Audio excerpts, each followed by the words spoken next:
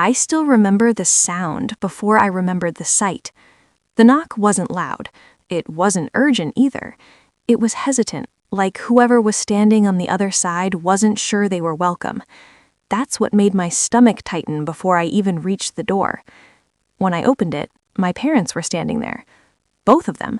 My mom clutching her purse with both hands like it was the only thing holding her upright.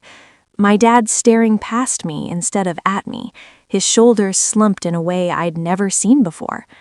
For a second, none of us spoke. I hadn't seen them in months, not since they moved in with my brother. The golden son, the one who could do no wrong, the one they chose over me every single time. What are you doing here? I finally asked. My mom's lips trembled. Can we come in? That's when I noticed the suitcases. 2 of them. Old, scuffed, like they'd been dragged in a hurry. Something was wrong. I stepped aside, my heart pounding, and they walked past me into my living room. My living room, the house I'd built slowly, carefully, without help from anyone, especially not them. They sat on my couch like guests who didn't know how long they were allowed to stay. My dad cleared his throat. Your brother, he asked us to leave. The words didn't make sense at first. I actually laughed, a short, sharp sound that surprised even me. Leave? I repeated. What do you mean leave? You live there. My mom's lips trembled. Not anymore. Silence stretched between us, thick, heavy, uncomfortable. I felt something twist inside my chest, but it wasn't sympathy. Not yet. It was confusion mixed with a bitter, familiar ache. He threw us out, she whispered. I sat down slowly, across from them. Why? They exchanged a look, the kind of look parents share when they're deciding how much of the truth their child can handle. The irony almost made me choke. My dad sighed. Your brother, he said we were a burden, that we complained too much, that the house wasn't meant for retirement living. I stared at him. This was the same brother who'd taken their money, their time, their energy for years. The same brother they'd defended every time he snapped at me, every time he dismissed me like I was nothing. He actually said that? I asked. My mom nodded, tears finally spilling. He said we should have planned better. I leaned back, my heart racing. Images flashed through my mind. Family dinners where my brother talked over me. Holidays where my gifts were forgotten. The day my parents signed the land papers and my brother didn't even hide his anger. The land. I swallowed. How long ago did this happen? Yesterday, my dad said quietly. Yesterday. And they came straight to me? Not to a hotel, not to a friend, to the daughter they'd sidelined for years. I wanted to scream. I wanted to cry. Instead, I heard myself say, "You can stay here, for now." My mom looked up, shocked. Really? I nodded. For now. That night, I barely slept. I lay in bed listening to the unfamiliar sounds of my parents moving around my house, opening cabinets, whispering. The past pressed in on me from all sides. The next morning, my phone buzzed. A text. From my brother. Why are Mom and Dad at your place? My fingers hovered over the screen. Before I could respond, another message came through. And don't get any ideas. That land still belongs in the family. My chest tightened. He knew. Somehow he already knew where this was going. I typed back slowly. They showed up. I didn't invite them. A few seconds passed. Then my phone rang. I didn't answer. Another text appeared. You think you're smart? That land was only in your name for convenience. You know that. I stared at the words, heat rising in my face. That land wasn't convenience. It was the only thing my parents had ever given me outright, signed, legal, final. I walked into the kitchen where my mom was making tea like she'd always lived here. Did you tell him? She froze. Who? My brother. Her eyes flicked away. That was answer enough. He's upset, she said softly. He thinks you might take advantage of this situation. I laughed again. This time it hurt. Take advantage? I said. After everything? My dad walked in, his expression tense. He's just stressed. The house, the business, everything. I looked at both of them. Did he ask about you, if you were okay? Neither of them answered. That afternoon, my brother showed up. No warning, no call, just his car pulling into my driveway like he owned the place. I watched from the window as he stepped out, sunglasses on, jaw tight. When I opened the door, he didn't even look at me at first. He looked past me into my living room. My living room, the house I'd built, slowly, carefully, without help from anyone, especially not them. They sat on my couch like guests who didn't know how long they were allowed to stay. "So this is where you've been hiding them," he said. "They're not hiding," I replied. "They were kicked out." He smirked. "They were asked to leave." I felt my hands shake. "You threw our parents out." He leaned closer, his voice low. "And now they're your problem." Then his eyes sharpened. "And so is that land." That was the moment I realized this wasn't just about my parents. It was about something much bigger. And it was only just beginning. He didn't wait for an invitation. He walked past me like my front door was just another obstacle he'd learned to ignore, the same way he'd ignored me my whole life. My mom rushed out of the hallway when she heard his voice. "Please," she said quickly, already anxious, already trying to smooth things over. "Don't argue, not here." He finally took off his sunglasses and looked at her, really looked at her, and there was no warmth there, just impatience. "We need to talk," he said, "all of us." I shut the door behind him and leaned against it for a second, grounding myself. My house suddenly felt smaller, tighter, like the walls were listening. He dropped onto the couch, spreading his arms like he was settling into his own living room. "You can't keep them here," he said, pointing at me without looking. "This isn't what we agreed on." I crossed my arms. "We didn't agree on anything." My dad cleared his throat. "Son." "Don't," my brother snapped. "Don't start with me. You made your choice when you walked out." My mom flinched like he'd slapped her. I felt something inside me snap then, quietly, cleanly. "They didn't walk out," I said. "You told them to leave." He scoffed. "I told them the truth, that my house isn't a nursing home." My dad's voice shook. "We raised you." "And I'm grateful," my brother said flatly, "but gratitude doesn't mean I sacrifice my future." I stared at him. This was the man they'd chosen, the man they'd defended, the man they'd compared me to my entire life. "And what about my future?" I asked. He turned to me slowly, like he'd forgotten I was there. "You'll be fine, you always are, scrappy, independent, that's your thing, right?" I stepped closer. "You're not taking the land." His jaw tightened. "That land was never meant to be yours alone."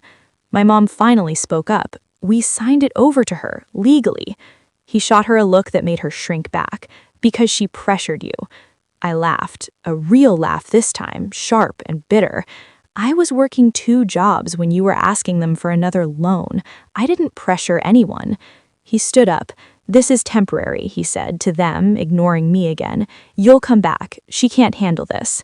I opened my mouth to respond, but my dad surprised me. "We're not coming back," he said. The room went dead silent. My brother stared at him. "What?" "We're tired," my dad continued, voice quiet but steady. "Tired of walking on eggshells, tired of being reminded we don't belong." My brother laughed, but it sounded hollow. "You'll change your mind." "No," my mom said softly, "we won't." He turned to me, eyes blazing now. "You planned this?" I shook my head. "I didn't plan anything. You did when you decided they were disposable." For a moment, I thought he might say something else, something crueler, something that would cross a line he couldn't uncross. Instead, he smiled. That smile scared me more than his anger. "Fine," he said, "keep them, but don't think this ends here." He walked to the door, then paused. "That land, I'll see you in court." The door slammed behind him. My mom started crying immediately, full-body sobs she'd been holding in for years. I sat beside her and let her lean into me, my own throat tight. "I'm sorry," she kept saying. "I'm so sorry." I didn't know what to say. Sorry didn't undo decades. That night, my phone buzzed again. Unknown number. "This is Mark Henson. I represent your brother." I stared at the screen.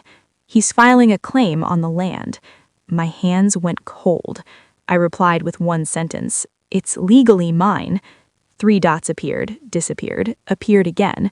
"We'll see." Over the next few days, the tension in my house thickened. My parents tried to help, cleaning, cooking, staying out of my way, but every small movement reminded me this wasn't supposed to be like this, not like this. Letters started arriving, legal language, threats wrapped in politeness. My brother wasn't just trying to take the land, he was trying to punish me. One evening, as I was sorting through old paperwork, my mom hovered behind me. "There's something you should know," she said quietly. I looked up. "What?" She swallowed. "When we gave you the land, your brother tried to stop it." I froze. "How?" "He wanted it put in his name instead, said you didn't deserve it, that you'd sell it." My chest burned. "And you still gave it to me?" She nodded, tears in her eyes. "It was the only thing we could do right." That was the first time I realized this wasn't just a fight over property. It was about control, and my brother wasn't used to losing it. Not yet. The first court notice arrived on a Tuesday morning, folded too neatly, like it was trying to be polite about the damage it was about to cause. I stood in my kitchen staring at it while the coffee went cold in my hand. My parents sat at the table, pretending not to watch me, pretending this wasn't their fault, pretending the past hadn't finally caught up with all of us at once. "He's serious," my dad said quietly when I told them. "I know," I said, and I meant more than just the lawsuit. What my brother was doing felt personal in a way that went deeper than money or land. It felt like erasure, like he was trying to rewrite the story so I'd never existed as anything more than a footnote again. That afternoon, I met with my lawyer. Her office smelled like old books and lemon cleaner, and she spoke in a calm voice that made everything feel slightly less like it was spiraling. "The deed is clean," she said, flipping through copies. "Your parents transferred ownership years ago, recorded, properly notarized. He doesn't have much." "Then why does it feel like he does?" I asked. She looked at me for a moment before answering. "Because people like him don't stop when the law says no. They stop when they get bored or when they lose leverage." That night, my brother showed up again. No warning, no call, just headlights sweeping across my living room walls and a knock that was too loud, too confident. I opened the door and didn't step aside this time. "What do you want?" I asked. He smiled that same thin smile. "We need to talk. Alone." "No," I said. "You can say it here."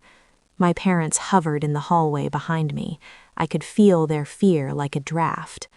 He lowered his voice. "You're dragging them into this. You think that makes you noble?"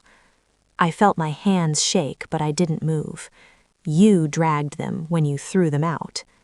"They chose you," he snapped, "and you love that." I shook my head. I hate that it came to this. For a split second, something flickered in his eyes. Not guilt, not regret, just calculation.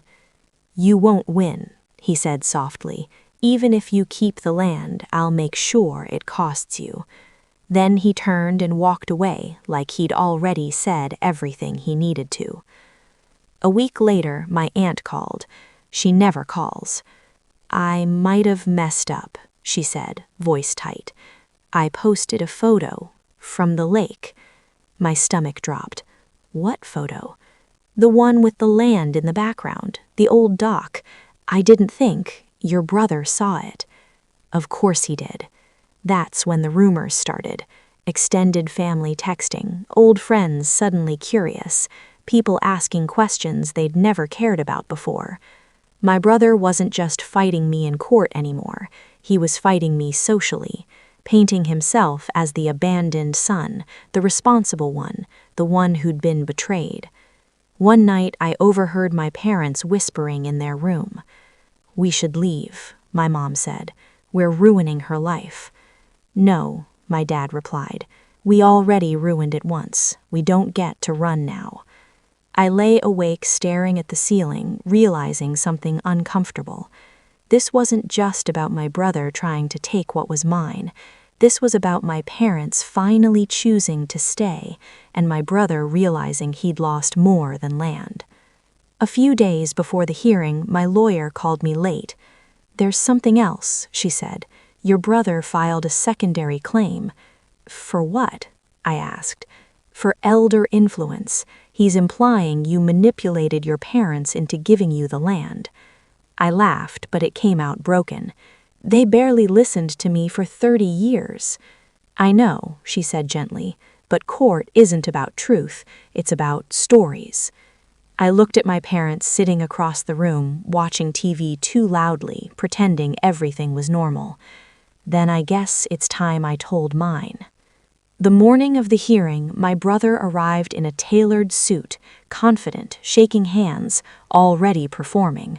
When he saw me, his smile froze for just a second. Good. As we waited to be called, he leaned close and whispered, "You should have stayed small." I looked straight ahead. "You should have stayed kind." He laughed under his breath. That was never the deal. The doors to the courtroom opened, and for the first time in my life, I didn't step aside to let him go first. The judge listened without interrupting, hands folded, eyes steady. My brother spoke first, confident, polished, telling a story where he was the devoted son and I was the manipulator who had turned our parents against him. He talked about sacrifice, about family duty, about how the land was always meant to be shared, his voice smooth enough that I almost understood how people believed him. Almost. When it was my turn, my throat felt tight, but once I started talking, the words came out like they'd been waiting years for permission. I talked about the night my parents showed up at my door with suitcases and nowhere to go, about the silence from my brother when they begged him to let them stay just a little longer, about how the land wasn't a gift I asked for, but something my parents chose to give me when they finally realized who had been there all along. I didn't cry. I didn't raise my voice. I just told it exactly how it happened. Then my dad stood up. His hands shook as he held the papers, but his voice didn't.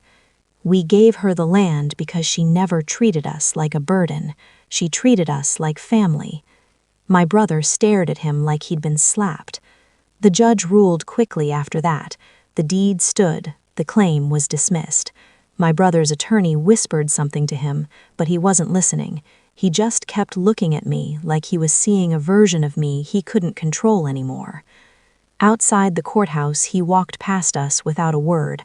No threats, no smirk, just silence.